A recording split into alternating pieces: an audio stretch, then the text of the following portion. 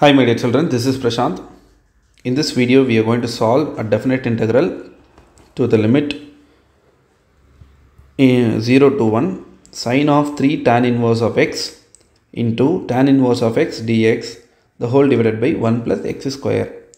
See, இந்த ப்ராப்ளமை நம்ம solve பண்ணுறதுக்கு முன்னாடி இங்கே ஒரு simplifications பண்ண போகிறோம். Especially we are going to apply a substitution method here. ஏன் இதை பார்த்த உடனே சப்ஸ்டியூஷன் மெத்தட் அப்படின்னு சொல்கிறேன்னா நல்லா கவனிங்க. இங்கே ஏதோ ஒரு டேர்மை நம்ம டிஃப்ரென்ஷியேட் பண்ணும்போது இன்னொரு டேர்ம் இந்த இன்டெக்ரன்ட்லேயே கிடைக்குது. அப்படின்னும்போது we will be using substitution method here. So இங்கே எந்த டேர்மை நம்ம எடுத்து டிஃப்ரென்ஷியேட் பண்ணால் இன்னொரு டேர்ம் கிடைக்குதுன்னா, see, look at this integrand. Here we have tan inverse of x. tan inverse of x differentiate பண்ணால் நமக்கு 1 by 1 plus x square தான் வரும். ஸோ அப்போ நம்ம இங்கே சப்ஸ்டிடியூஷன் எடுக்க போகிறோம். that is t equal to tan inverse of x. So when we differentiate this, we will be getting dt by dx is equal to 1 by 1 plus x square.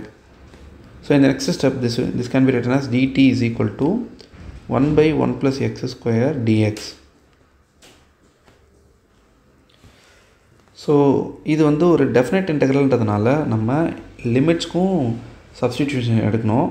when x approaches 0 as well as 1, t approaches என்னவாக இருக்கும் அப்படின்னா, see, xக்கு 0 போடும்போது tan inverse of 0 gives 0, so that t approaches 0.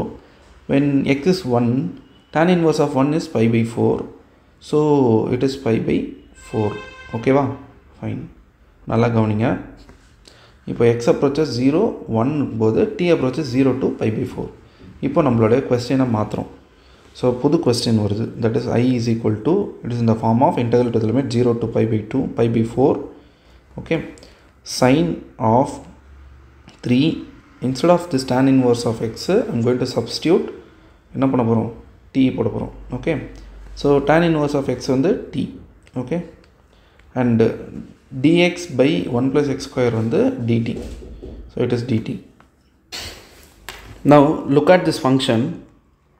Actually it is of the form integrand is in the product of two functions, that is t into sin 3x. t into sin 3t. அப்போ இங்கே நம்ம என்ன பண்ணலாம்னா Bernoulli's formula use பண்ணலாம். Bernoulli's formula ஓகேவா? Bernoulli's formula என்ன அப்படின்னா, integral u dv is equal to uv minus u dash v1 plus u double dash v2, so it will be keep on going on. ஓகேவா? Bernoulli's மெத்தடை பற்றி formula பற்றி நான் தனியாக வீடியோவே போட்டிருக்கோம். அது நம்மளோட பிளேலிஸ்ட்டில் இருக்கும். ஸோ நல்லா கோ த்ரூ பண்ணுங்கள். Any doubt, leave your doubt in your comment section. So now we get into the problem. That is, here I'm going to choose u as t and dv as sin 3t. okay, fine. So அப்போ அடுத்த step நம்ம என்ன பண்ணோம், u dash கண்டுபிடிக்கணும். that is 1. u double dash என்னென்னா 0. அப்போ இதுலேருந்து v என்னவாக இருக்குன்னா minus cos 3t by 3.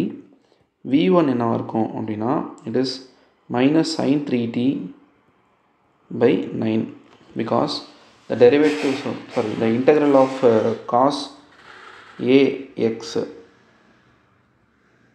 dx is sin ax by a. Integral of sin ax is minus cos ax by a. ஓகேவா? ஸோ இதை நம்ம இங்கே அப்ளை பண்ணியிருக்கோம். இப்போ பெர்னோலிஸ் ஃபார்முலா அப்ளை பண்ணோம்னா, integral to the limit 0 to pi by 4, we have t into sin 3t dt is can be written as uv minus t into cos 3t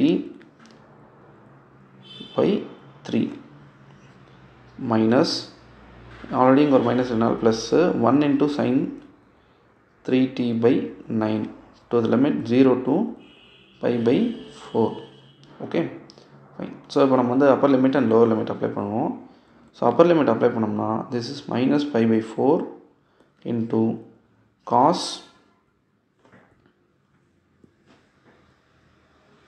3 pi by 4 by 3. here it is plus sin 3 pi by 4 by 9. Lower limit apply பண்ணால் it is completely 0. ஏன்னா இங்கே வந்து டீக்கு பதிலாக 0 போட்டோம்னா இது 0 ஆகிடும். sin 0 is 0. Okay, now we have to simplify this. So minus pi by 4 cos of 3 pi by 4 எப்படி எழுதலாம்னா cos of pi minus pi by 4 அப்படின்னு எழுதலாம் by 3. Here it is sin of 3 pi by 4 எப்படி எழுதலாம்னா sin of pi minus pi by 4 அப்படின்னு நம்ம எழுதலாம் by 9. So in the next step this will become minus pi by 4 cos pi minus theta is minus cos theta. So இது வந்து plus ஆகிடும், cos pi by 4 வந்துடும் by 3 plus sin pi minus theta is sin theta by 9. So here it is pi by 4, cos pi by 4 is 1 by root 2 plus by 3, here it is 1 by root 2 by 9. 1 by root 2 காமனாக வெளியே எடுக்கலாம். So we will be getting pi by 12 plus 1 by 9. Also we can take 3 common. அப்போ 3 காமனாக வெளியே எடுத்தால் we will be getting 1 by 3 root 2 of pi by 4 plus here it is 1 by 3. Okay. So again இங்கே நம்ம simplify பண்ணலாம். simplify பண்ணால் 1 by 3 root 2 இங்கே LCM எடுத்தால் 3 pi plus 4 by 12 அப்படின்னு வந்துடும். So finally we can get 3 pi plus 4 by 36 root 2. So this is our integral answer. So anyway நம்ம next வீடியோவில் next problem சால்வ் பண்ணும்போது மீட் பண்ணுவோம். Stay tuned. Thank you so much.